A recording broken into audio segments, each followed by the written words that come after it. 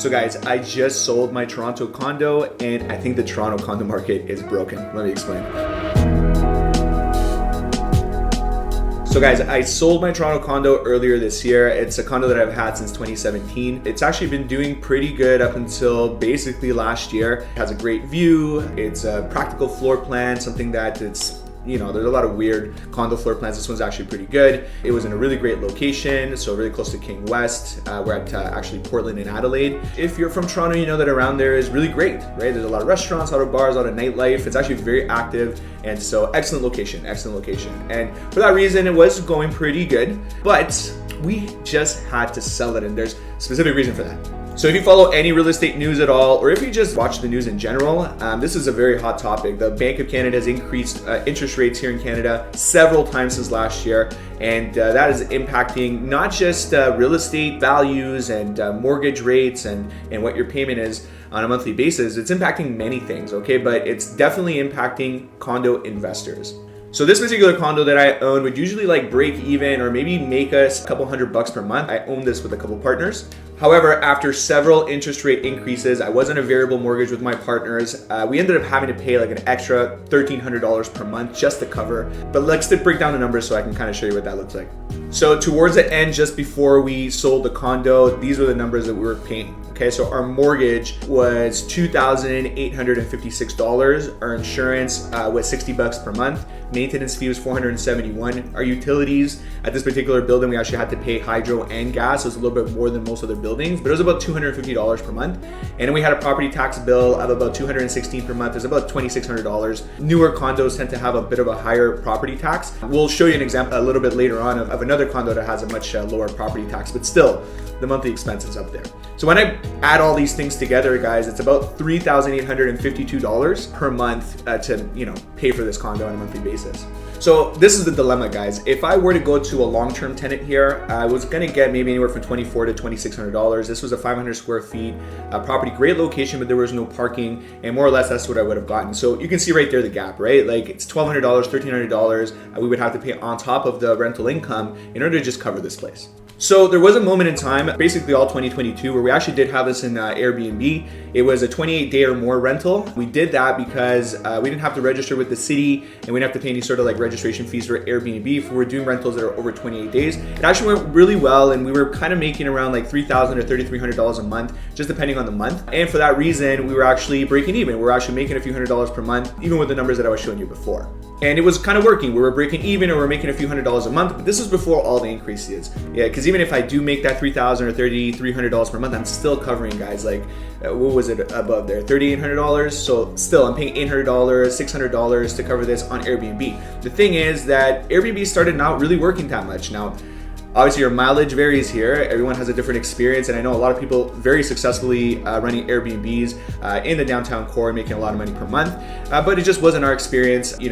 28-day or more, the competition increased. I think, Airbnb in the city lockdown, were cracking down on Airbnbs that were kind of running, and now we had an influx of 28-day or more options for people, and I ended up having to lower my costs every single month until we ended up getting people, and I was pretty much renting it out for the same thing that I would rent out for a long-term tenant, around $2,400, $2,500, $2,600 a month.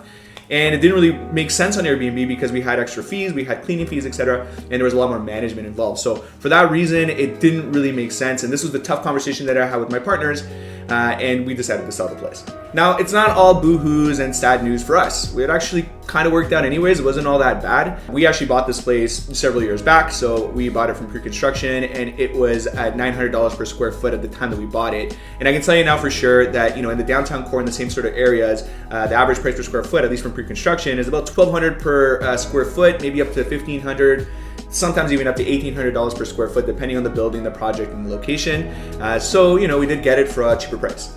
So for that reason, we actually did win on the appreciation side, but I know that if we would have kept it for this year and maybe even additional years, that profit that I made in the appreciation was getting eaten away because of the monthly expenses.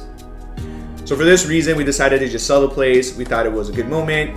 You know, the spring market was kind of picking up in 2023, and we actually sold that place in March, and it ended up working out pretty good, because I can tell you now that we're in the summer of 2023, I probably would get way less for the property today, and there was, I think, at least like 3 or 4 additional increases since the time we actually sold it. So we would have had a higher monthly expense, which means we would have to cover more, which means we were losing more, and at the same time we would have got less than what we sold it for today. So it was the right move at the time, and let me tell you, this is not a unique story. Like I said before, there are many people in this boat, and they're just covering, and I'm not sure if it's the best plan for everybody. See, the thing is, we made our money when the prices were kind of going up, and you know, that timing is something that you can't predict, right? So let's say you bought a condo in February 2022. This was peak pricing. This was actually when the price was the highest, and interest rates were super low at the time as well. And this is the reason there was fueling kind of this frenzy. You know, that in addition to many reasons as well. Let's just do the breakdown here, though. Let's say back in February 2022, the average price for a condo in the GTA was about $800,000, which was just under by a few dollars. Okay, so $799. Let's just round up to 800, make it a little easier. Let's say that I put down 20% here, which means that my capital requirement is $160,000. We have a 30-year amortization here because I'm putting more than 20%. I'm able to extend that a little bit and lower my payment. And we're going to use the discounted variable rate of 2.44%, which existed back in February 2022. Big difference. Okay, so let's break down the numbers, guys. So the mortgage is $2,504. And some of these figures, I'm kind of just like using averages here, just based on the area and things like this. Insurance is $60, maintenance $500, utilities $100, property tax $216 per month, which is about $2,600 a year. Pretty basic numbers for like a newer condo. And the total was $3,380. That's actually not too bad. A lot of people kind of want to be in this range on a monthly basis. And if you would have bought a condo in February 2022 at this rate, at this price, with $160,000 down payment, you would have been paying just a little bit over $3,000 per month, which actually doesn't seem so bad. However, let's make an update here, okay? Let's use today's discounted rate, and I'll show you a chart here which shows that it's now at 5.44%. This is for 5-year fixed rate. I know a lot of people probably didn't get into those back in February, and I know that you wouldn't be renewing right now, but I'm just doing a comparison just to kind of give you a difference. And the difference is pretty significant. If I use that, you know, the same numbers as that purchase from before, the only thing I changed here is the interest rate from 2.4 to 5.44. The payment actually goes up by $1,003 per month. So an extra $1,000 per month. Crazy to see that, right? It's a very different purchase now at the same price as if you were to buy a condo for the same price. So I would say that a $1,000 difference between, you know, a mortgage rate 1 year ago and, you know, to today's mortgage rate is a pretty drastic. However, this wasn't even the biggest change that existed. It really was with the variable mortgages, which many people were in before, including myself. And this is the reason that I had to make a kind of change within a year. And while a lot of people are not really feeling this yet, anybody who was in a variable mortgage, it had an increase that's a lot more drastic. So I'm gonna show you a couple charts here. This was the discounted variable rate 5-year in February 2022. It's 0.9%, guys. It's like basically a percent, which is crazy. But if you look at today's, it's actually 5.95%. That rate increase, if you were to just compare the same numbers as above, the only thing I'm changing now is a 1% rate compared to a 5.95% rate. It's an increase of $1,700 per month, actually just over $1,700 per month. And believe it or not, there's probably some people out there that are dealing with that type of change. They're literally paying, you know, $1,500 or more, close to $2,000 per month increase in their mortgage payment. And believe me, like, you know, it's not something that a lot of people can actually handle. Now guys, keep in mind that this is just your monthly expense, okay? What about home value since February 2022? Well, let me show you this chart here, something that we track every month as well. If you guys didn't know, you can check our other videos. I'm just gonna pop up into our month-to-month chart so you can see the difference here. Okay, so I'm just showing you here in February 2022, the average condo price was $799. Like I said, it was $800,000. But what is it today? So I'm scrolling down now. We've already had some updated numbers. Obviously, a lot of time has passed. And as of at least July 2023, our average price for condos is $735,000. So that's actually a difference of about 8%, guys, and about an 8% difference in, you know, February 22 price compared to today. So not only are you paying an extra $1,700 per month potentially, your price dropped by 8%, and you're sitting on a property, you know, that's worth less than it was when you bought it. So doesn't look great from a couple different angles there, but let's keep it moving. I'm gonna give you a couple more examples here. Okay, so let's fast forward to today and let's take a look at a property that I found that's for sale currently. And let's kind of compare the differences. I would say that the condo market is a bit broken in the sense that a lot of people who are trying to get in as a first-time home buyer only have a certain amount of capital available. They only have a certain amount of down payment available to them to get into these properties. And you're gonna see the difference here of me putting down a minimum down payment versus 20%. It's pretty drastic, and it kind of shows you that if you do have some cash on hand, there could be some opportunities out there for you, but it's not gonna be something that's applicable to everyone, unfortunately. So let's take a look. So pop up this screenshot here of a property that I found. It's one bedroom with parking in the city of Toronto, kind of more on the west side here, so not exactly downtown core, however, not too far either. And you can see here it's up for $540,000. I would say from my perspective, this is a great price, okay? And we're nowhere close to $800,000 average price from last year. We're nowhere close to that $735,000, that's the average price here as well. So I'm starting to see these $500,000 options, which is something that you don't always see here in the GTA. So let's break down the numbers here if I were to buy this with minimum down payment. So guys, for this particular condo, it's listed for $540,000. Let's say I bought it for $540,000. My minimum down payment here is actually $29,000. Reason for that is I'm gonna pay $25,000, which is 5% up to that first $500,000, and I gotta pay 10% on that extra $40,000, which is just an extra $4,000. So in total, I'm paying $29,000 as the minimum down payment. Because it's under 20%, we have to put a 25-year amortization. And we're gonna use today's fixed rate example because I don't know a lot of people getting into variables right now. So that 5.44%, probably one of the better rates that you're gonna see today. Now let's see how that mortgage breaks down for us guys with minimum down payment. So mortgage cost here is $3,225. So I'm not even paying a maintenance fee. I didn't even eat my lunch yet, and I'm already at $3,200 per month. If I purchase a $540,000 condo, which is like, I don't know how lower you can go here with a condo in the city. Insurance, $60. Maintenance is at $408. Now these are numbers based off this listing, so they're a little different than the numbers I used before. Utility is about $100, give or take, could be less than that. Property taxes at $130 because this condo, actually their yearly property tax is $1,500, which is pretty low. In total, guys, I'm still at $3,923, okay? I'm still just below $4,000 per month. And believe me, I talk to a lot of people, and I know for a fact that most people want to be in that $2,500 to like $3,500 range maximum, especially for like a one bedroom entry level condo.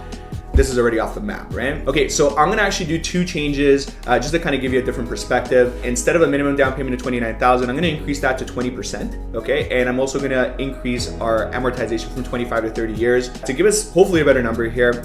When I plug those things in, my mortgage alone is about $2,420, which is not bad at all. That's like a decrease of what?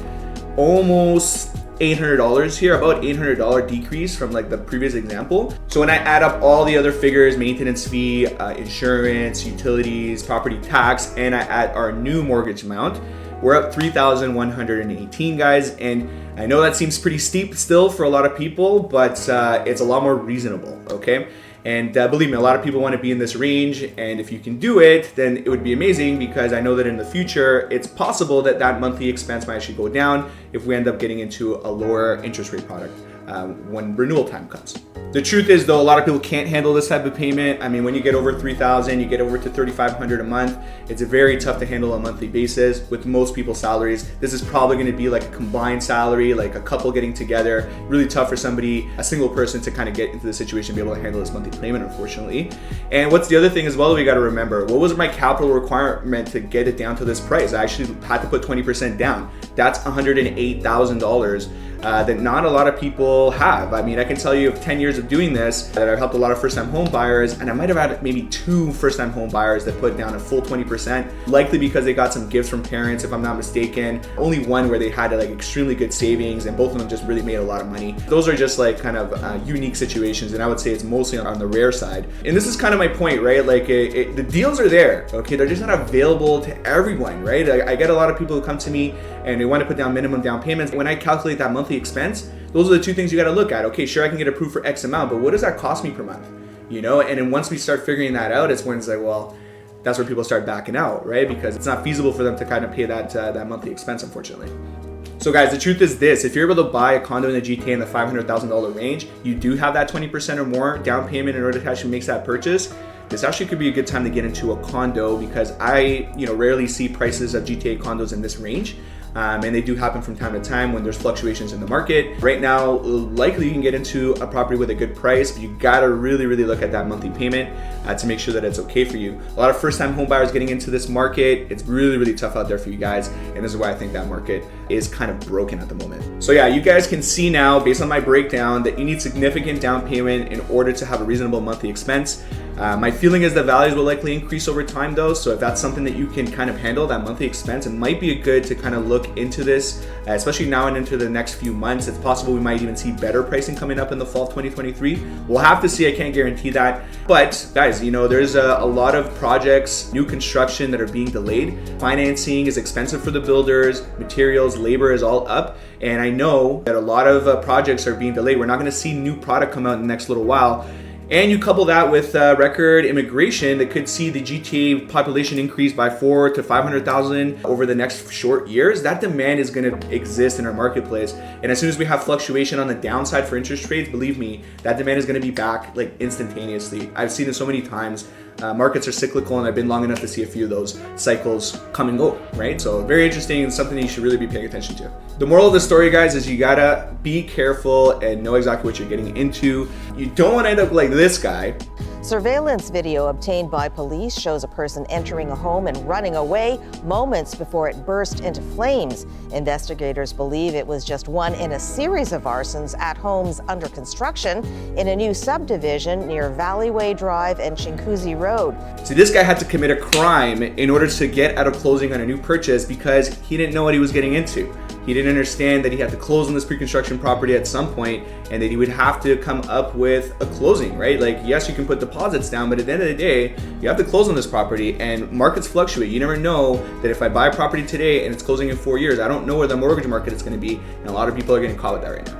So guys, I just wanted to jump in at this point of the video just to pinpoint 3 different items that I think are super important. So earlier in this video, I talked about the fact that we sold our condo with me and my partners. And the reason we sold it is because we had to pay about $1,300 per month amongst all of us. And the feeling that we had is like, look, we're gonna be losing like, $12,000, $15,000 here. And so for this reason, we don't wanna hold on to it. And the Airbnb thing wasn't working out, et cetera, et cetera. I just wanted to make the point that we actually did own this property since 2017, so we did have a few years of equity, and we were in the position to actually sell this property and make profit after all sales expenses because of the equity that we had built over that time. The reason I'm pinpointing this is because there are some people out there who have the ability to sell their condo if they feel like the monthly expenses are a little bit too much for them at this point in time. And I would say that it's probably better to do that sooner rather than later, because my feeling is that in the months to come, especially after September 6th, I don't know how rates are going to stay the same or go up or down, but the feeling is that likely prices will be coming down in the next few months, and so sooner rather than later is probably the best option here. The other point I wanted to make is the other example I gave you guys where somebody bought a condo in February 2022 at the average price at that time. Well, for sure, if you bought last year, guys, sorry to say, you are probably under the price point that you paid, so the value of the property is lower. And the example I gave was that you were 8% below the average price at this point in time. However, I've seen this before. Markets do have cycles, and unfortunately, timing is something that we cannot predict. So some people buy at a certain time where we end up having a decrease in price in subsequent months, and that's the position that you're in. But I've always seen recoveries as well in our marketplace. Right now, interest rates are super high, and my feeling is as well that in the future, once interest rates do drop, whether that be in a year or two from now, our demand is going to uptick again. Immigration is coming in waves for sure here into Canada. Many of those people are coming to the GTA, and these prices, if they do relax a little bit more over the next few months, they're going to present a lot of buying opportunities, but there's always an equilibrium to that, and we're going to see that things will jump back, and likely the catalyst might be that interest rate change. Okay. Last point, guys, is if you're buying today, we gave you that last example where we found a condo for $540, and what I would say it's a really good building in a really good location close to highways. I had parking, I had a balcony, etc. Decent floor plan as well. That was a great deal, and the deals do exist, and it's unfortunately available to a certain subset of people, right? You need to have the cash. If you have high down payments, you can definitely keep your payments on the low side all in, 20% or more. If you're putting a down payment that's lower than that, you just got to make sure sure that you're okay with those monthly payments. My feeling again is that in the future, you're probably gonna have a lower payment, again, because of interest rates and maybe you refinancing into the future. This should be a long-term purchase. Just make sure that you're buying a good deal. Make sure you're buying something and getting it at a good price. And that could justify for you the expenses that you have on a monthly basis. A lot of good deals out there, guys. Now, I hope you do find this video helpful and it gave you a lot of information. Now, if you are curious, I did have a link below just to show you some condo options under 650 in the GTA. You gotta know your numbers, right? You gotta know what you're getting into before you get into it. It is an opportunity out there for some people who are able to kind of handle those payments and who have some cash on hand, okay? Talk to you guys soon. Daniel here from King Realty. Take care.